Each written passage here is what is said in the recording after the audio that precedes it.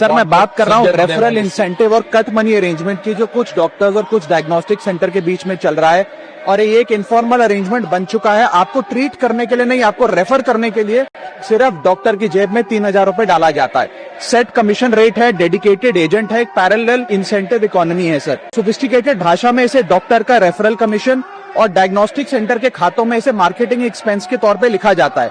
ये commission usually एक percentage of the procedure cost पे चार्ज करी जाती है, और कहीं कहीं तो डायग्नोस्टिक सेंटर डॉक्टर को फॉरेन ट्रिप्स पर भी भेजता है। सर 2002 में एमसीआई के कोड ऑफ एथिक्स रेगुलेशन 6.4 ने इस प्रैक्टिस को बैन करते हुए कहा कि ये फीस स्प्लिटिंग है, इसे हम बैन करते हैं।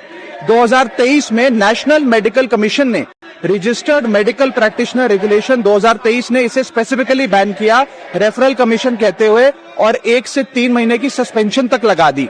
और ग्रॉस वायलेशन में इस पे चीटिंग, कंस्पिरेसी और कंज्यूमर प्रोटेक्शन की धाराएं भी लग सकती हैं।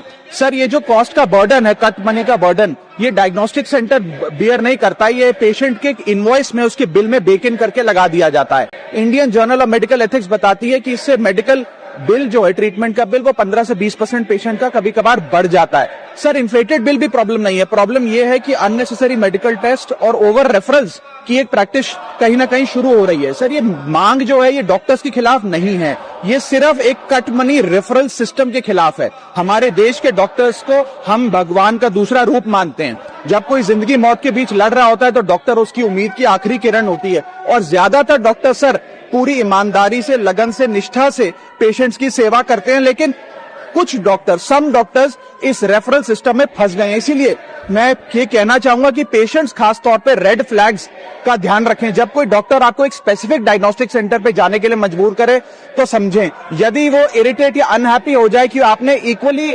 अक्रेडिटेड किसी और फैसिलिटी, डायग्नोस्टिक सेंटर या पैथोलॉब से जांच करा ली और नाराज हो जाए, तो आप उसको एक रेड फ्लैग की तरह ट्रीट करें। या यदि मार्केटिंग एग्जीक्यूटिव या आपको प्रमोशनल मटेरियल डायग्नोस्टिक सेंटर का अगर डॉक्टर के क्लिनिक में नजर आता है तो इसका भी खासी ध्यान रखें। सर मैं ये एक बहुत महत्वपूर्ण टॉपिक है, और खास तौर पे ये टीयर 2, टीयर 3 शहरों में देखा जाता है कि ये रेफरल कमीशन जो है डॉक्टर्स और डायग्नोस्टिक सेंटर के बीच में, ये एक इनफॉर्मल इकोनॉमी बनता जा रहा है, इसे रोकना चाहिए सर।